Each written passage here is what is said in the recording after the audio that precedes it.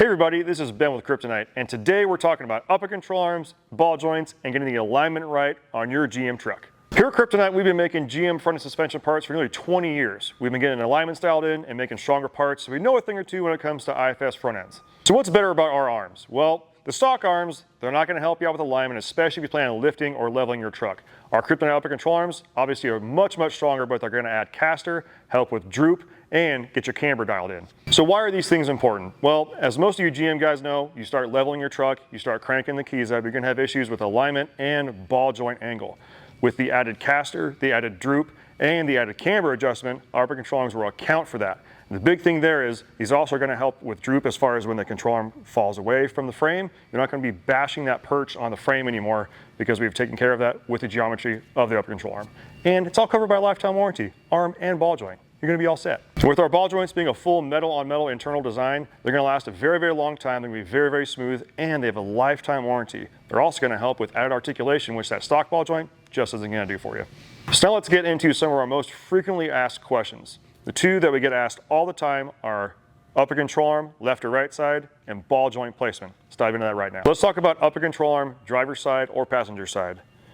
Our upper control arms, some of them will have an arrow that'll point to the front. If it doesn't have an arrow, this sticker right here always goes towards the front of the vehicle. Again, the sticker goes towards the front.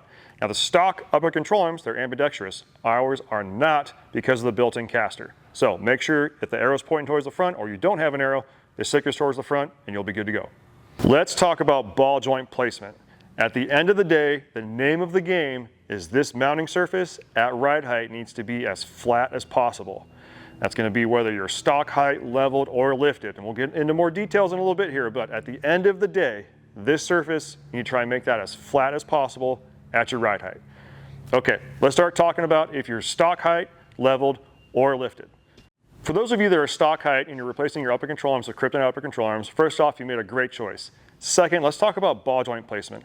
If your keys are not cranked, meaning your truck still has that factory rake, you're not lifting the front end at all, your ball joint is likely going to get dropped through the top of this upper control arm here because you're going to want this mounting surface as flat as possible. So again, if you're basically stock height, keys are not cranked, you're going to want to put that ball joint through the upper control arm and then set your alignment.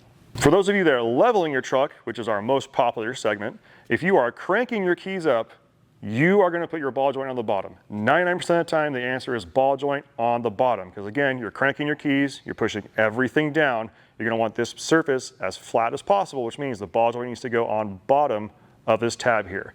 If you're not sure if your truck's leveled or not, great question. First things first, look at it. Is the back higher than the front? Chances are it's not leveled. Are they the same height? Chances are it has been leveled. Also look at your CV angles, look at the shafts, everything on the front of the truck. If they're angled down a little bit, chances are it's leveled. Lastly, we're going to talk about trucks that have been lifted, meaning you've cut that cross member out, you're dedicated, this truck's going to be much taller than stock, and you drop that front differential. This is where things get a little bit confusing because my truck's lifted. Well, the keys may or may not be cranked. You could have a truck that say is a 4 to 6 inch lift but sitting very flat. You could have a truck that's a 4 to 6 inch lift where the keys have been cranked up a lot. That's going to depend on where your ball joint's going to go. So first things first, again, let's look at the front end. Look at your CV axles, the steering and whatnot. If you're at ride height, everything is basically flat. Chances are you have this truck set up fairly relaxed, which means that ball joint is likely going to go in through the top of the upper control arm. Now, if you have a 4 to 6 inch lift or any adjustable lift for that matter, and things are cranked up pretty hard, let's say you're using all 6 inches of that lift and angles are pretty far down, you're going to put that ball joint on the bottom of the upper control arm. Because again, the name of the game is keeping this as flat as possible at ride height. Let's talk about how much is too much when cranking the keys. If you've got our upper control arms on there and you've got our ball joint on the bottom and at ride height, this thing is just sitting real far down. It looks like the ball joint is almost all the way articulated over at ride height. Your keys are over cranked. That means you're basically riding on stilts. You're probably going to break a ball joint. Alignment's not going to sit right and the truck's going to ride terribly. You need to look at either relaxing the truck or if you want to be at that ride height, look at an actual lift for the truck and maybe set it down, relaxed, and have proper geometry on the front of that truck. Another way to tell if you are overcranked is if your upper control arm is basically sitting on the bump stop perches. That's basically supposed to be at full droop. So at ride height, if your truck is sitting at full droop, again, this is overcranked, you're going to have tons of front end issues. Let's talk about ball joint articulation and limit strapping. No, we're not talking about limit straps like you see on Baja trucks, but more so using the ball joint as a limit strap. Our ball joints have added articulation. As you can see, they move quite a bit. Now, limit strapping is basically you have your truck cranked all the way up, and at ride height, you're more or less sitting at this angle. That's the max angle. That means as this droops out, this ball joint is now your limit strap. This is not designed to be a limit strap. It's going to snap, it's going to break, you're going to have a bad day, and it's likely going to happen at the worst time of your life when you're jamming down the highway. So, if you are limit strapping with your ball joint, you need to set the truck up right, relax it, and move forward. With this added ball joint articulation, this is why we mention our leveling kits are set to a 2-inch maximum crank over stock. That's going to prevent you from limit strapping and basically at ride height having this ball joint slam against the housing and potentially break on you. So make sure you're setting your truck up right and don't end up with a broken ball joint. So now we figured out ball joint placement. You get the ball joints installed in the upper control arms using this beautiful hardware here and torqued to 22 foot-pounds. Now we're going to talk about getting these bushings installed. The number one mistake we see when people install these bushings is they put grease between the bushing and the upper control arm. Do not do that. These bushings do not require any grease for installation. They also do not require a press. You can use a shop bench, a hammer. They will go in. They're a little tight, but they will go in without any extra press or extra tools needed. Now let's talk about this grease again here.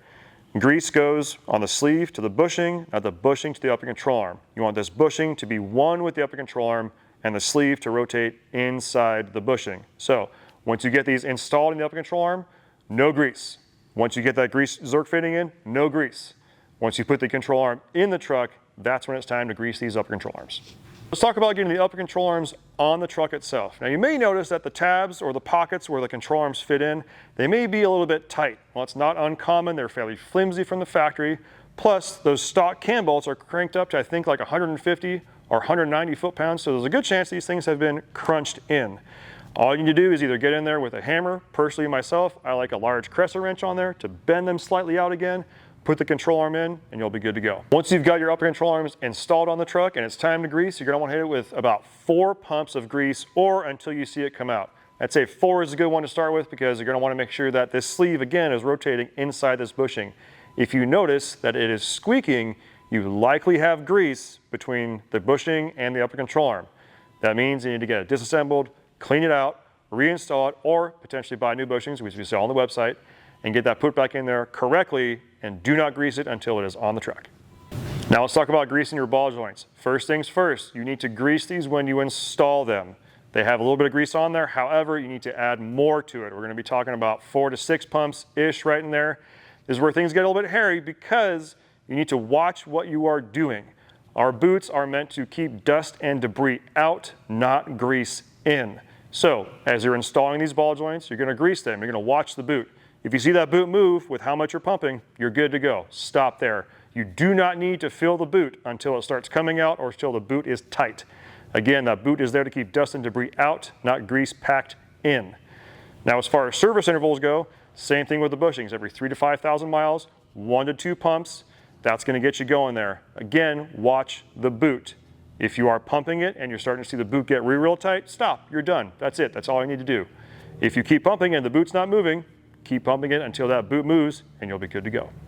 Now that you've got everything installed on the truck, everything's all greased up, it's time to get it aligned.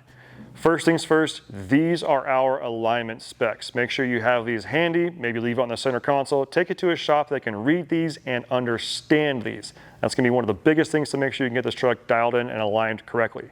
These particular specs we have found works best on these trucks, especially once you have larger wheels and tires or using your truck hard for work. These have the best driving dynamics and characteristics that we have found through all of our years of research. Let's talk about some pro tips for alignment.